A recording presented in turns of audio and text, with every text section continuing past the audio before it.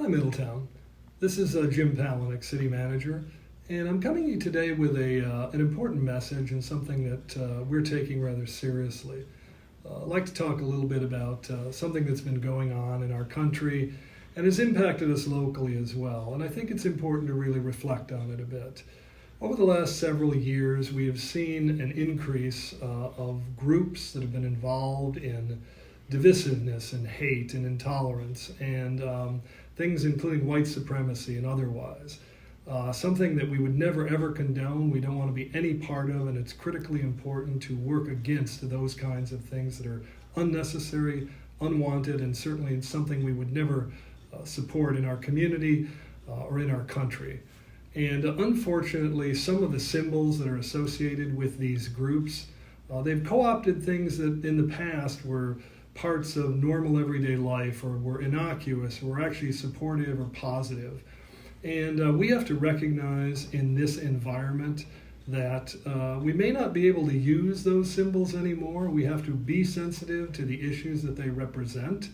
And in that regard, recently we had a police officer that was using social media, was involved in displaying some of these symbols, and it's unacceptable. It's not the kind of thing that we want to see. Clearly, we're sensitive to what it means in this environment, and we have to be cognizant of that. And we have to look at the world differently and recognize that symbols of intolerance, of hate, of divisiveness, of anything that works against the unity in our community and our country are not something that we're going to tolerate as a community. And I have Chief David Burke with me here today, and obviously he feels much the same way, and I'd like to have him speak a little bit to the issues here and how we're going to be dealing with it going forward. Chief Burke? Thank you, sir. Yes, we first of all, we take every complaint extremely serious at the Middletown Police Department. Any complaint, we investigate that kind of complaint to the fullest.